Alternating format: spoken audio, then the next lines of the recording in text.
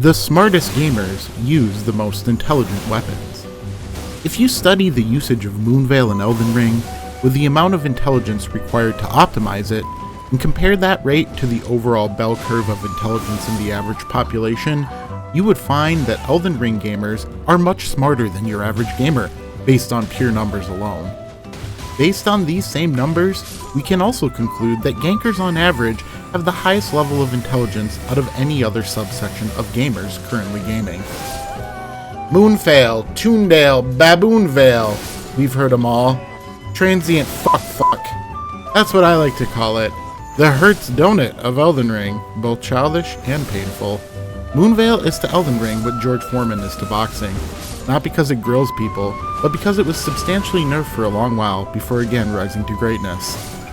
This thing does level 3 stun, half a health bar of damage, it flies out from your sword faster than a bolt of granola snacks, and it travels nearly as far. Most people who Moonveil, Ninja Laser Beam, Ninja Laser Beam, Ninja Laser Beam!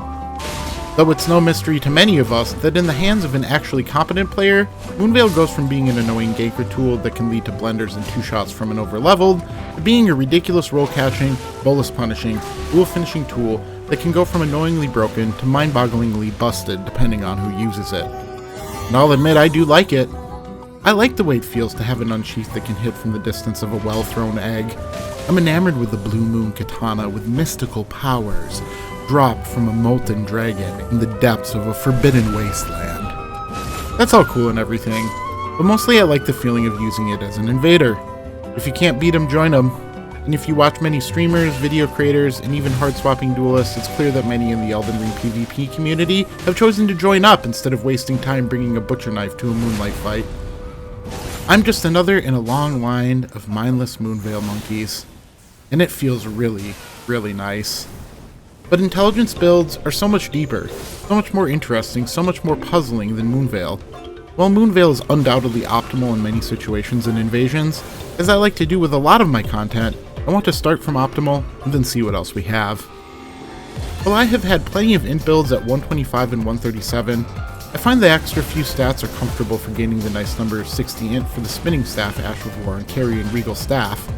At 125 I usually have 52 int for Comet and for the Azure staff for the extra cast speed and damage, so feel free to try the build and see what stat spreads work best for the kind of damage and defenses you need to succeed. This build works very well with a variety of starting classes. Vagabond and Prisoner are the most optimal, but even Astrologer can work. This build started with Moonveil on the soft swap, so I could hard swap from my Moonveil to my other swaps. Why hard swap to it if you're going to use it all the time anyway? The offhand inventory is something that Jeenine has popularized recently, and I'll admit, it's an innovation in inventory management that has a lot of consequences for build making. I've been trying this out with different soft swaps, including shields, powerful Ash of War soft swaps, and power stance weapons.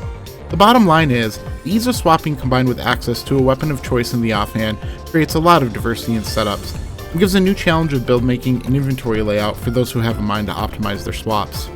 My weapon of choice on this build, for most of these invasions, is the magic Caestus.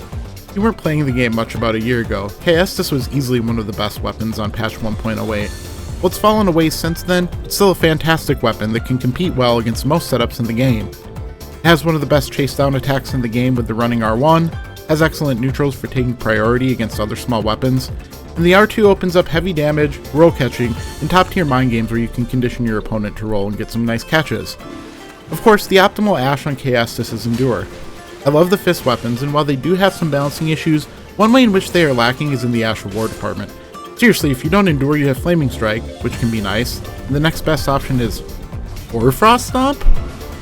These are invasions at meta anyway, so I'm not sure I have to justify Endure, but feel free to spam this as much as you need to win an invasion. It's nearly on par with most of the things that people are using to gank you. Magic is a good infusion for Caestus because it gives you a high AR on each fist, and because magic is a powerful damage category, you can stack up damage quite quickly. I was trying quite a number of other options on this build as well. One weapon that isn't meta by any stretch of the imagination, but is fun as hell, is the Wing of Astel. I was using this one-handed with my staff in the offhand. This little bug wing doesn't have fantastic AR, but it's got some excellent damage from its charged R2s, and the ability to mix up timings makes it tough to roll the charged attack. It also has the nice running R1 roll catches of other cursed swords, and the Ash of War deals huge damage if you can land it.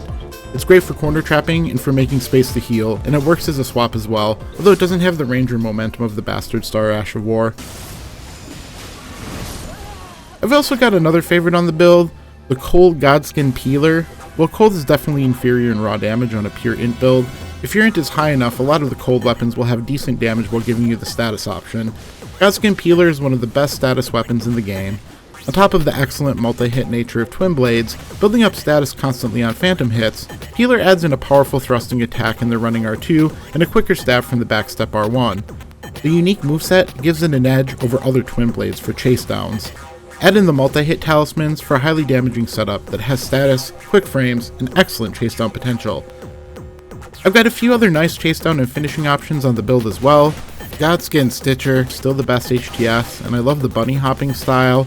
The range and running R2 are also excellent against mages, so I'll often pull this out if people are spamming magic.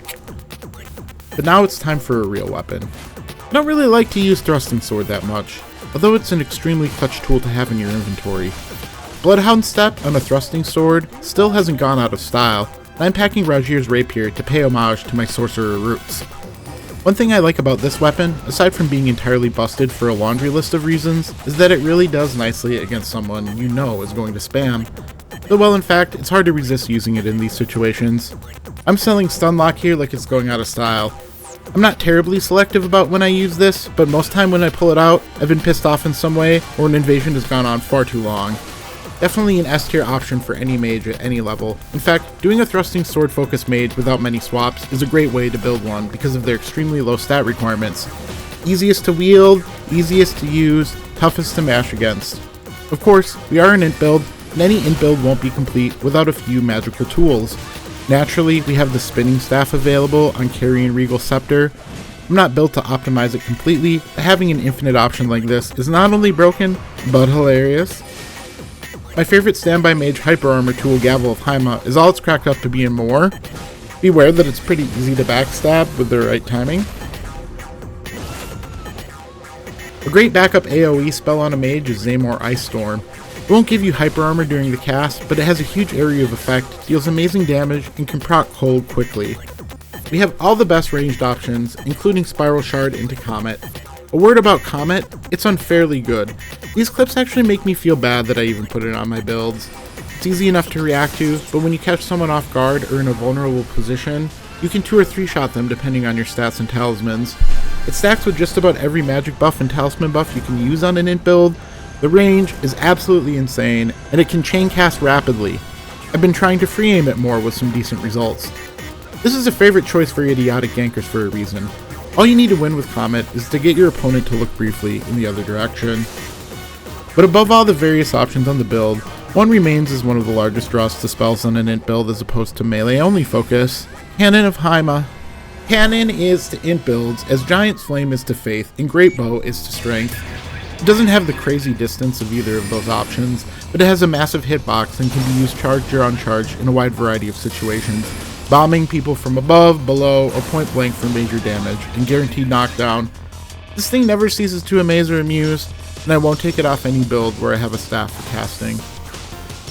You might notice in these clips that I have all sorts of different setups between invasions. Sometimes my casting tool main hand, sometimes offhand, sometimes 2 casting tools, sometimes a main hand weapon with an offhand weapon, sometimes my offhand Caestus with Moonveil soft swap. Pretty often.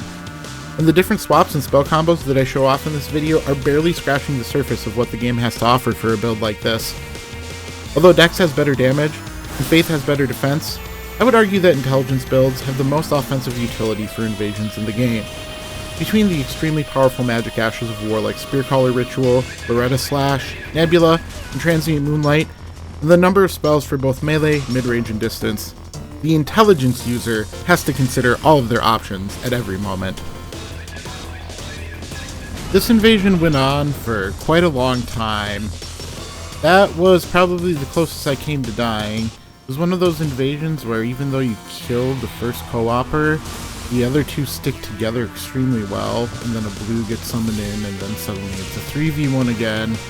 So I was trying to play range game with them across that bridge, The Giant's Flame kept messing me up pretty badly. I was misjudging my rolls, so I was forced back into this tunnel, where it's always good to go on this level because these enemies are really strong and there's a lot of them.